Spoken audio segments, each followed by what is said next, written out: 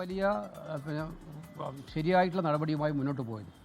ഹൈക്കോടതി നിയമിച്ച SIT ആണെങ്കിലും ഈ SITയെ ഉദ്യോഗസ്ഥന്മാരെല്ലാം കേരള സർക്കാർ നിയന്ത്രണത്തിലുള്ള ഉദ്യോഗസ്ഥന്മാരാണ്. കേരള സർക്കാർ നിയന്ത്രിക്കുന്ന ഒരു പോലീസിന് എത്രമാത്രം മുന്നോട്ട് പോകാൻ പറ്റുമെന്നുള്ളതിൻ്റെ പരിമിതിയാണ് നമ്മളിപ്പോൾ കണ്ടുകൊണ്ടിരിക്കുന്നത്. കാരണം ചോദ്യം ചെയ്യുന്നത് തന്നെ ചോദ്യം ചെയ്യപ്പെടുന്നവർക്ക് സൗകര്യപ്പെടുന്ന രീതിയിലാണ് ചോദ്യം ചെയ്യലുകൾ നടത്തപ്പെട്ടിരിക്കുന്നത്. അപ്പോൾ സർക്കാരിൻ്റെ താല്പര്യം സംരക്ഷിക്കുന്നത് ചോദ്യം ചെയ്യലിൽ പോലും നമുക്ക് കാണാൻ പറ്റുമെന്നുള്ളതാണ് SITയുടെ ഒരു പറയുന്നത്. അപ്പോൾ അതുകൊണ്ട് SITയുടെ വിശ്വാസ്യത നിലനിർത്തേണ്ട ഉത്തരവാദിത്വം ബഹുമാനപ്പെട്ട ഹൈക്കോടതി പോലും കഴിഞ്ഞ ദിവസം പറഞ്ഞ പശ്ചാത്തലത്തിൽ വളരെ ഗൗരവതരമായിട്ടുള്ള കാര്യമാണ്. അതുകൊണ്ട് പക്ഷെ പൊതുസമൂഹം ഇതെല്ലാം നോക്കിക്കാണുന്നുണ്ട്. പൊതുസമൂഹം നോക്കിക്കാണുമ്പോൾ അതിനകത്തുള്ള ഏറ്റവും പ്രധാനപ്പെട്ട കാര്യം ഈ വൻ പ്രതികളെയെല്ലാം സംരക്ഷിക്കാനായിട്ട് മെനക്കെട്ടാൽ അതിന് കനത്ത തിരിച്ചടിയായിരിക്കും സർക്കാർ നേരിടേണ്ടി വരിക. മാത്രവുമല്ല ജനം ഇക്കാര്യത്തിൽ ശക്തമായ പ്രതികരണവുമായി മുന്നോട്ട് വരും.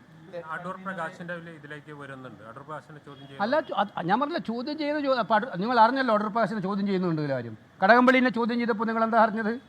ചോദ്യം ചെയ്ത് 4 ദിവസം കഴിഞ്ഞിട്ടല്ലേ അറിഞ്ഞത്?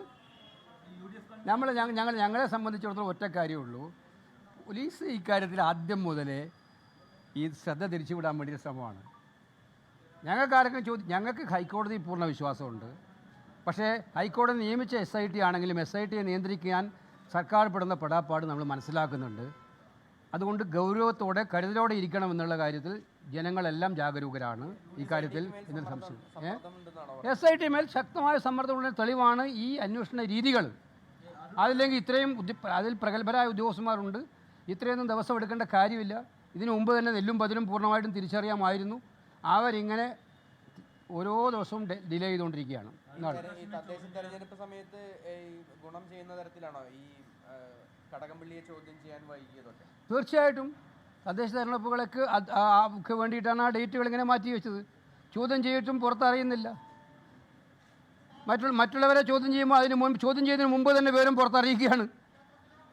അപ്പോൾ ഇരട്ടത്താപ്പ് നിങ്ങൾക്ക് വ്യക്തമായി മനസ്സിലാവും. ഇത് കേസുമായിട്ട് ഒരു ബന്ധമില്ലാത്തവരെ ചോദ്യം ചെയ്യാൻ വേണ്ടി പോകുമ്പം അത് പുറത്തറിയിക്കും.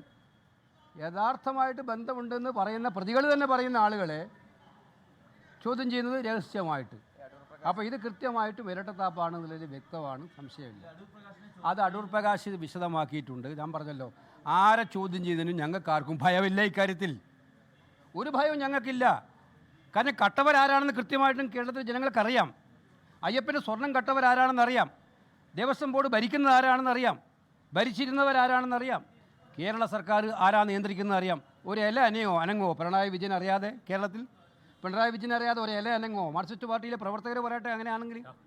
അപ്പോൾ അതുകൊണ്ട് ഇക്കാര്യത്തിലൊന്നും ഞങ്ങൾക്ക് ബോധ്യമില്ല. നിയമത്തിൻ്റെ വഴിക്ക് പോകുന്നതിന് ഞങ്ങൾക്ക് ഒരു എതിർപ്പുമില്ല. ശരി. AICC general secretary KC Venugopal മാധ്യമങ്ങളെ കാണുകയായിരുന്നു.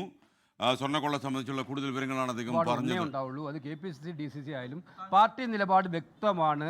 പാർട്ടിയുടെ താല്പര്യങ്ങൾ അനുസരിച്ച് മുന്നോട്ട് പോവുക എന്നുള്ളത് മാത്രമായിരിക്കും. അതിന് സംശയമില്ല.